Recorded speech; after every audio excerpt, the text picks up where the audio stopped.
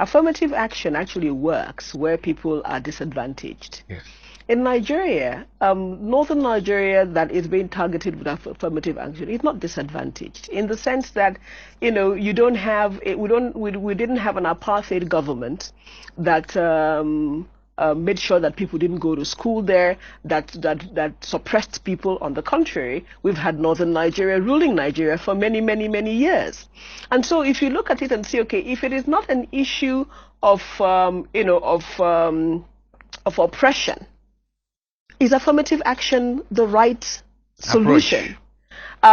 And the issue is, and exactly what you said, that if you find that people are educationally backward, you address the educational backwardness. You don't pull down the whole country. No. You really look at what it is.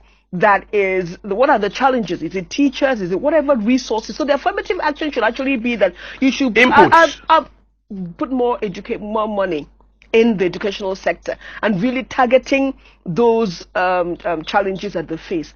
But Father, it goes down to the point I was making about education and shame.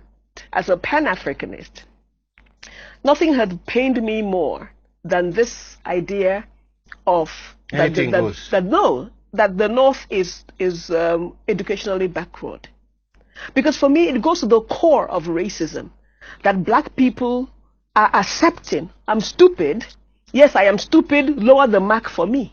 That's basically what the so that's what you mean by lack of a sense of shame. Exactly. How can we as Africans accept that a group of us in a part of Nigeria are saying, yes, we're stupid, yes, we cannot learn, so as a result of that, lower the cutoff mark so that I can pass. This is something that we as a country really needs to say this is unacceptable. We need to be able to say no. There is nothing wrong with the intellect of a northerner. There's nothing wrong with the learning ability of a child in northern Nigeria. What is missing that they don't have the support that they need.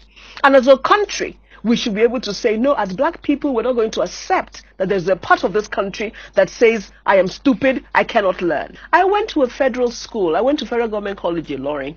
And most of the people who came from the north, when they came into our school, couldn't read or write. Some of them just couldn't. But by the time they were done, one of the girls had one of the best results in my secondary school.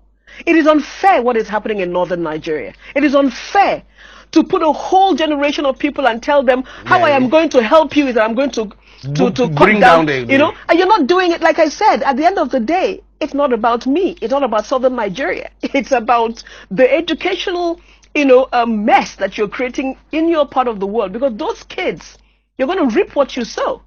As long as we allow these kids not to have an education, not to have hope, the drug abuse situation in northern Nigeria is getting really out of hand. There's a lot of frustration. And all because we're saying, oh, you cannot learn, let us give you pass marks. And the problem is that when those things were done, the assumption was that government will always be the biggest employer. So even if you had 10%, you're from the north, we're going to give you a job in the ministry. Those things don't exist anymore. No. Now people have to compete. And you come to the private sector, you can hardly find northerners working in the private sector. What have you done? What are you doing to our people who are from the north? We need to be able to create a society in which everybody can take care of themselves. And the thing is that the kids are able to do it. They are. I work in northern Nigeria. My work in Girl Effect was 100% northern Nigeria. I see these kids, as we start to work with them, how they blossom, how smart these kids are. So they have been denied opportunities. They have been denied opportunities. And yet the rest of Nigeria is looking at it that they are being given opportunities. No. Anybody who tells you that you're not good enough, it's not doing you a favor. It's not doing you a favor. Anybody who tells you that you do not have the capacity to be the best that you can is not doing you a favor. Northern Nigeria leaders or the federal government or whoever is creating these policies is not doing a favor to the citizens of northern Nigeria. This is unfair. These are intelligent people. These are once you put them in look at the right environment. Exactly, the ones who are in southern Nigeria, the ones who are going to school, the ones who do go to school. I mean, is Sanusi not a northern Nigerian? And all the other people who came out with first class, who went to Catholic universities in the Catholic schools in the old days, are they not Northerners? Is there something in their brain that makes them different? No, they're just as smart as anybody else. But when you have a system and a government that thinks that tokenism is favor, that thinks that getting things easy and free is doing your people a favor, that is a travesty. Look at the oil industry, which is our Cash cow. Our cash cow. Look at how many people from the north are in NNPC.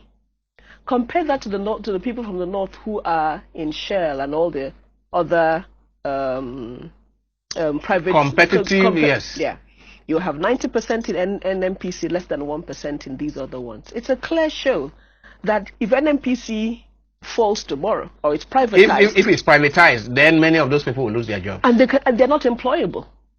Even though they have had this number of years of experience working in NNPC, they're not employable because it's all about rent seeking. Who are you doing a favor to? Because the future of oil and the future of every sector is a private sector. It's business. Sure. How many businesses in northern Nigeria are owned by northern Nigerians?